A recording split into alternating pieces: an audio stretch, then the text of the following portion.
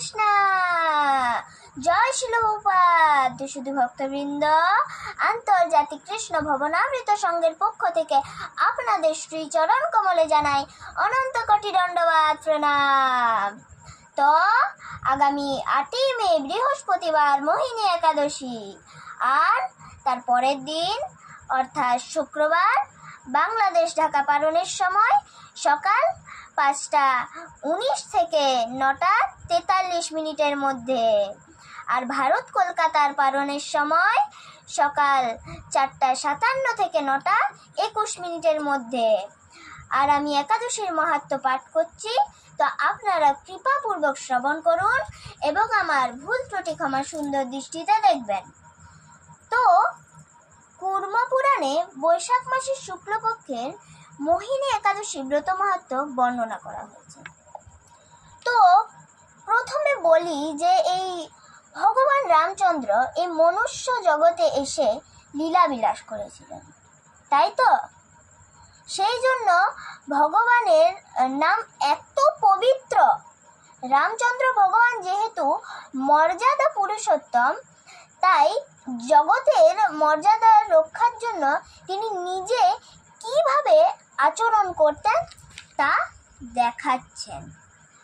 তো মহারাজ যুধিষ্ঠির বললেন যে, হে জনার্দন, বৈশাখ শুক্লপক্ষিয়া একাদশীর কি নাম, কি ফল, কি বিধি, এ সকল কথা আমার কাছে বর্ণনা করুন। তখন তদুত্তরে ভগবান শ্রীকৃষ্ণচন্দ্র বললেন যে, হে ধর্মপুত্র, আপনি আমাকে যে প্রশ্ন করেছেন তা পূর্বে ভগবান রামচন্দ্র বৈশিষ্ট্য মুনির কাছে এই একই প্রশ্ন করেছিলেন এবং তিনি জিজ্ঞাসা করেছিলেন যে, হে মুনিবর, আমি জনক নন্দিনী সীতার বিরহজনিত কারণে বহু দুঃখ পাচ্ছি, তাই একটি উত্তম ব্রতের কথা আমাকে বলুন, যার দ্বারা সর্বপাপ ক্ষয় ও সর্ব দুঃখ বিনষ্ট হয়। আর এই কথা শুনে তখন বৈশিষ্ট্যদেব বললেন যে, হে রামচন্দ্র, তুমি উত্তম প্রশ্ন করেছ। যদিও তোমার নাম গ্রহণেই মানুষ পবিত্র হয়ে থাকে, তবুও লোকের মঙ্গলের জন্য তোমার কাছে সর্বশ্রেষ্ঠ ও পরম পবিত্র একটি ব্রতের কথা বলছি। তো বৈশাখ মাসের শুক্লপক্ষিয়া একাদশী মোহিনী নামে প্রসিদ্ধ। এই ব্রতের প্রভাবে মানুষের সকল পাপ, দুঃখ ও মোহজাল অচিরেই বিনষ্ট হয়। তাই মানুষের উচিত সকল পাপ ক্ষয়কারী ও সর্বদুঃখ বিনাশী এই একাদশী ব্রত পালন করা। একাগ্রচিত্তে তার মহিমা তুমি শ্রবণ করো, আর এই কথা শ্রবণ মাত্রই সমস্ত পাপ বিনষ্ট হয়। তো পবিত্র সরস্বতী নদীর তীরে ভদ্রাবতী নামে এক সুশোভনা নগরী ছিল। চন্দ্রবংশজাত ধৃতিমান নামে এক রাজা সেখানে রাজত্ব করতেন। আর সেই নগরীতেই ধনপাল নামে এক বৈশ্য বাস করতেন। তো তিনি ছিলেন পুণ্যকর্মা ও সমৃদ্ধশালী ব্যক্তি। তিনি নলকূপ, জলাশয়, উদ্যান, মঠ ও গৃহ ইত্যাদি নির্মাণ করে দিতেন এবং তিনি ছিলেন বিষ্ণু ভক্তি পরায়ণ ও শান্ত প্রকৃতির মানুষ। তো সুমনা, দ্যুতিমান, মেধাবী, সুকৃতি ও দৃষ্টবুদ্ধি নামে তার 5 জন পুত্র ছিল। তো তার 5ম পুত্র দৃষ্টবুদ্ধি ছিল অতি দুরাচারী, আর সে সর্বদা পাপ কর্মে লিপ্ত থাকত। পর স্ত্রী সঙ্গী, বেশ্যা আসক্ত, লম্পট ও দ্রুতক্রীড়া প্রভৃতি পাপে সে অত্যন্ত আসক্ত ছিল, অত্যন্ত। এবং দেবতা, ব্রাহ্মণ ও পিতামাতার সেবায় তার একেবারেই মতি ছিল না। সে অন্যায় কার্যে রত, দুষ্ট স্বভাব ও পিতৃধন ক্ষয়কারক ছিল।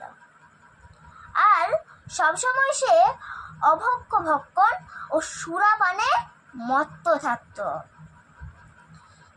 তার পিতা ধনপাল একদিন পথ চলছিলেন, আর হঠাৎ তিনি দেখতে পেলেন যে না, দৃষ্টবুদ্ধি এক বেশ্যার গলায় হাত রেখে নিঃসংকোচে ঘুরে বেড়াচ্ছে। তো তার নির্লজ্জ পুত্রকে এইভাবে চৌরাস্তায় ভ্রমণ করতে দেখে তিনি অত্যন্ত মর্মাহত হলেন, আর এই কুস্বভাব দর্শনে ক্রুদ্ধ হয়ে তিনি তাকে গৃহ থেকে বার করে দিলেন। তো তখন তার আত্মীয় স্বজনও তাকে পরিত্যাগ করলো, এবং সে তখন কি করলো না, সে নিজের অলংকার আদি বিক্রি করে জীবন অতিবাহিত করলো। তো বেশ কিছুদিন এইভাবেই চলার পর তার অর্থাভাব দেখা দিল। ধনহীন দেখে সেই বেশ্যাগণও তাকে পরিত্যাগ করল। তখন সে অন্ন বস্ত্রহীন দৃষ্টবুদ্ধি ক্ষুধায় তৃষ্ণায় অত্যন্ত কাতর হয়ে পড়ল। অবশেষে সে কি করলো না, সে নিজের গ্রামেই চুরি করতে শুরু করলো, আর একদিন রাজপ্রহরী তাকে ধরে বন্দি করলো, কিন্তু তার পিতার সম্মানার্থে তাকে মুক্ত করে দিল। তো এইভাবেই বার কয়েক সে ধরা পড়লো আর ছাড় পেল, কিন্তু তবুও সে চুরি করা বন্ধ করলো না। তো তখন রাজা তাকে কারাগারে বন্ধ করে রাখলেন, এবং বিচারে সে কষাঘাত দণ্ড ভোগ করল। আর কারাভোগের পর অন্যান্য উপায়ে দৃষ্টবুদ্ধি বনে প্রবেশ করল, এবং সেখানে সে পশু পাখি বধ করে তাদের মাংস ভক্ষণ করে অতি দুঃখে পাপময় জীবনযাপন করতে লাগলো। তো দুষ্কর্মের ফলে কেউ কখনো সুখী পারে না, তাই সেই দৃষ্টবুদ্ধি দিবারাত্রি দুঃখ শোকে জর্জরিত হলো, আর এইভাবেই অনেক দিন অতিবাহিত হলো। তো সে তার কোনো পুণ্য কর্মের ফলে সহসা একদিন সে কৌডিন্য ঋষির আশ্রমে উপস্থিত হলো। আর বৈশাখ মাসে ঋষিবর গঙ্গা স্নান করে আশ্রমের দিকে প্রত্যাবর্তন করছিলেন। তো এই শোকাকুল দৃষ্টবুদ্ধি তার সম্মুখে উপস্থিত হলো, আর ঘটনাক্রমে ঋষির বস্ত্র হতে একই বিন্দু জল তার গায়ে পড়ল, আর সেই জলস্পর্শে তার সমস্ত পাপ দূর হলো, এবং হঠাৎ তার শুভ বুদ্ধির উদয় হলো। হরি বল। আর এই ঋষির সামনে সে কৃতাঞ্জলি পুটে প্রার্থনা করতে লাগলো, হে ঋষি শ্রেষ্ঠ, যে পুণ্য প্রভাবে আমি এই ভীষণ দুঃখ যন্ত্রণা থেকে মুক্তি লাভ করতে পারি, তা কৃপা করে আমাকে বলুন। তদুত্তরে ঋষিবর বললেন যে বৈশাখ মাসের শুক্লপক্ষের মোহিনী নামে যে প্রসিদ্ধ একাদশী আছে, তুমি সেই ব্রত পালন করো, আর এই ব্রতের ফলে মানুষের বহু জন্মার্জিত পর্বত পরিমাণ পাপ রাশিও ক্ষয় হয়ে থাকে।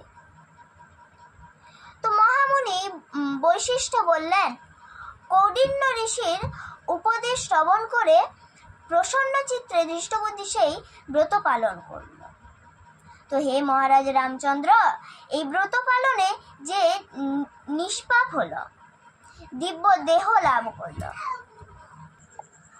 অবশেষে গরুড়ের আহরণ করে সকল প্রকার উপদ্রবহীন বৈকুণ্ঠ ধামে গমন করল। তো হে রাজন, ত্রিলোকে মোহিনী ব্রত থেকে আর শ্রেষ্ঠ ব্রত নেই। যজ্ঞ, তীর্থ, স্থান, দান ইত্যাদি কোনো পুণ্য কর্মই এই ব্রতের সমান নয়, আর এই ব্রত কথার শ্রবণ কীর্তনে সহস্র গোদানের ফল লাভ হয়। তো সুধী ভক্তবৃন্দ, আপনারা যারা যারা এই একাদশী ব্রত এখনো পর্যন্ত শুরু করেননি, তো তারা এই বৈশাখ মাসের শুক্লপক্ষের মোহিনী একাদশী থেকে শুরু করে দিন, আর একাদশী ব্রত পালন করুন, হরে কৃষ্ণ মহামন্ত্র জপ করে, এবং নিজের জীবনকে ধন্য ও আনন্দময় করে তুলুন। সকলে ভালো থাকবেন। হরে কৃষ্ণ কৃষ্ণ কৃষ্ণ হরে হরে, হরে রাম রাম রাম হরে হরে।